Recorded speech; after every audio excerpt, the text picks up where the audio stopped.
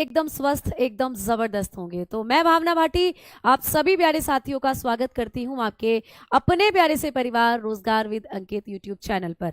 तो सभी प्यारे बच्चे एक बार जोरदार तरीके से क्लास के साथ जुड़ जाओ और फिर हम अपने इस प्रैक्टिस सेट को शुरू करने वाले हैं। तो सभी प्यारे बच्चे, जैसा कि आप जानते हो कि आपकी आरपीएफ कांस्टेबल की जो एग्जाम डेट है वो आ चुकी है, तो आपकी तैयारी पहले से हो रखी होगी। उसी तैयारी को एकदम बेहतरीन बनाने के लिए हमने ये 40 सीरीज जो है शुरू कर दी है। तो सुबह से आप क्लासेस लेते आ रहे हो, अब बारी आई है साइंस की, और साइंस में आज हम शुरुआत कर रहे हैं बायोलॉजी के साथ।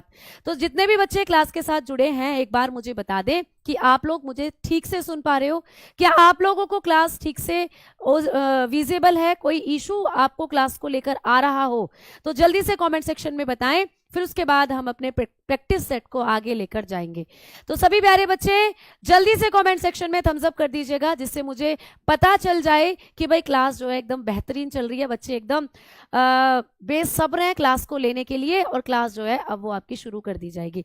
Good evening to all, good evening, good evening, good evening, सभी को नमस्कार। सभी प्यारे बच्चे बोल रही है कि एकदम सब कुछ सही चल रहा है, आप क्लास को शुरू करिए। तो भाई आ जाओ प्यारे बच्चों, जैसे कि आप लोगों को पता है कि आज इस 40 सीरीज की शुरुआत हुई है, तो सबसे पहले मैं आप लोगों को टाइम टेबल बता देना चाहती हूँ। प्यारे बच्चों, सुबह जब आप लोग अब इस 40 सीरीज को करेंगे तो 11 बजे आप लोगों को जीएस का प्रैक्टिस सेट देखने को मिलेगा। उसके बाद दोपहर 1 बजे आप लोग मैथ्स का प्रैक्टिस सेट कर रहे होंगे। 3 बजे आप लोगों को रीजनिंग का प्रैक्टिस सेट होगा, और बेटा करंट अफेयर आप लोगों की 7 बजे। अभी इस क्लास से पहले आप कर भी रहे थे करंट अफेयर की क्लास। अब बारी आती है साइंस की, तो रात 8 बजे आप लोगों की हुआ करेगी साइंस। मैम साइंस में तीनों सब्जेक्ट हैं, कैसे कैसे कैसे रहने वाला है साइंस का जो सेशन है।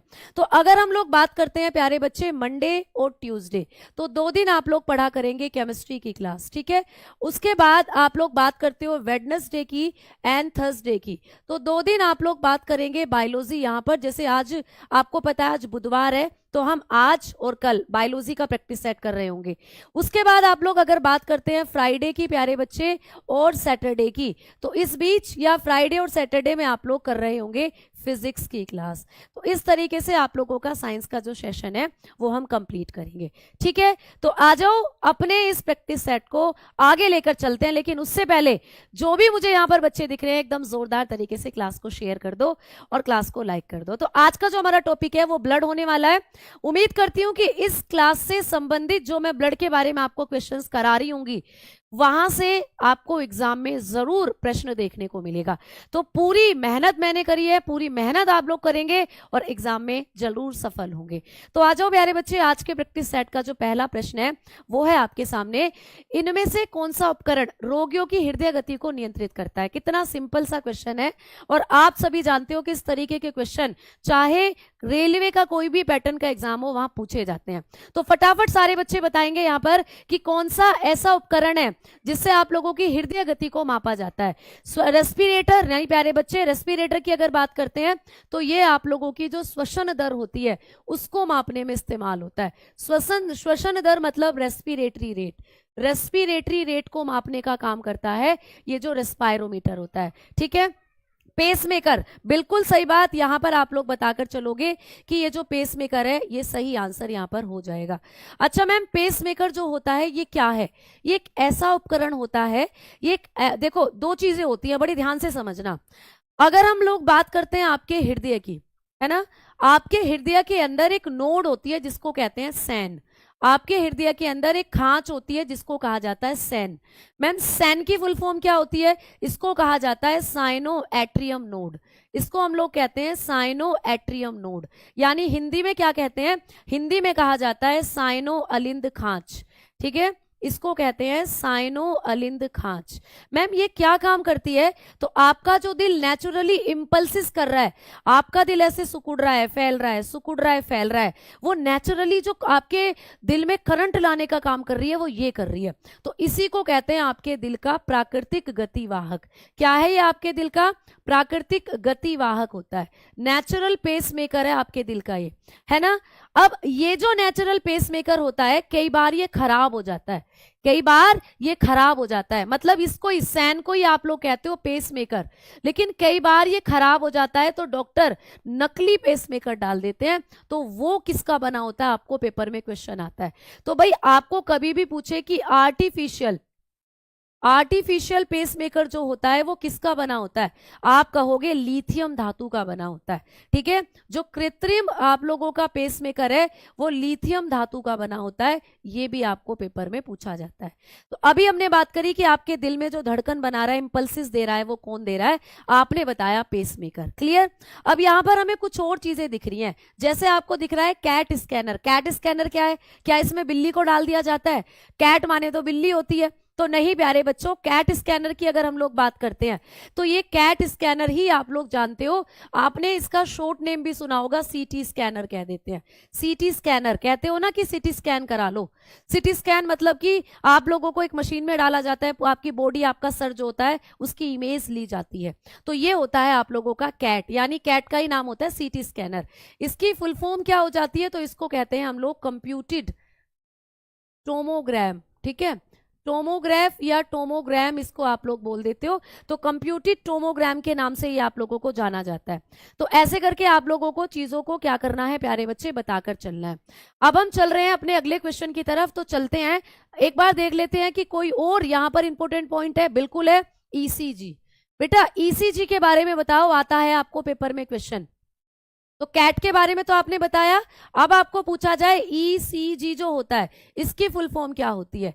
इसकी फुल फॉर्म होती है, आप लोग बताते हो, इलेक्ट्रोकार्डियो। ठीक है, इलेक्ट्रोकार्डियोग्राम, इसको कहते हैं हम लोग इलेक्ट्रोकार्डियोग्राम। तो ये भी आपको पूछा जाता है पेपर में, इलेक्ट्रोकार्डियोग्राम।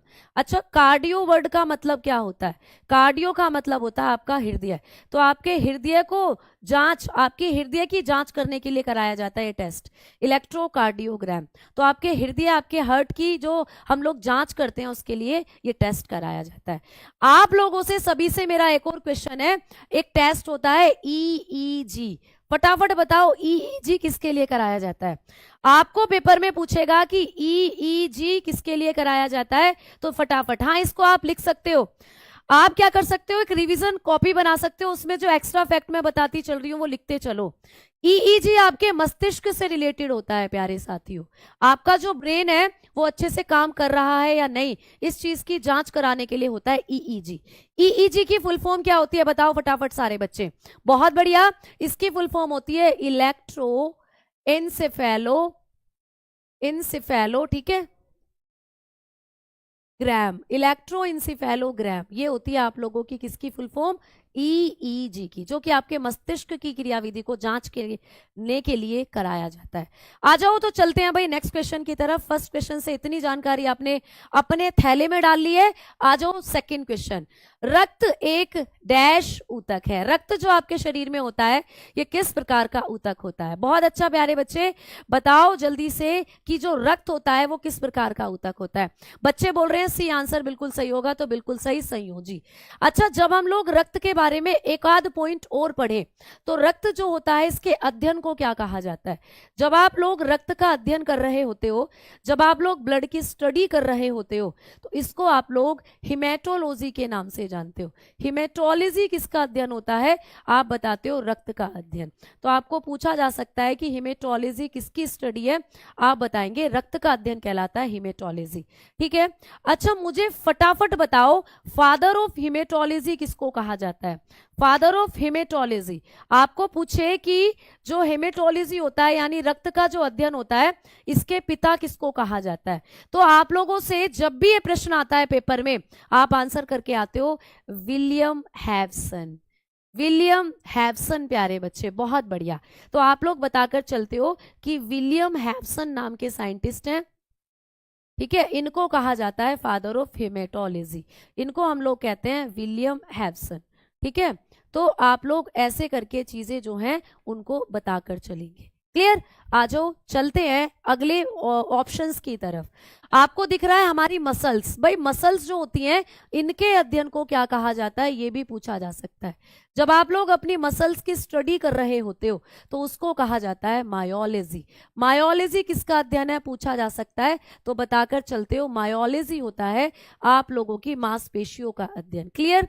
मैम वेसल्स क्या होती हैं? वेसल्स आप लोगों के शरीर में पाई जाने वाली पतली पतली नलिकाएं होती हैं। पतली पतली ट्यूब होती हैं। कलर आपको चेंज कर लूं? चलो कर लिया। पतली पतली ट्यूब होती हैं जिनमें आपका खून फ्लो करता है। ये होती है आप लोगों की धमनी, आपने पढ़ा होगा। ये होती है आप लोगों की शिरा, आपने जरूर पढ़ा होगा। ये होती है आप लोगों की केशिका, जरूर नाम सुना होगा।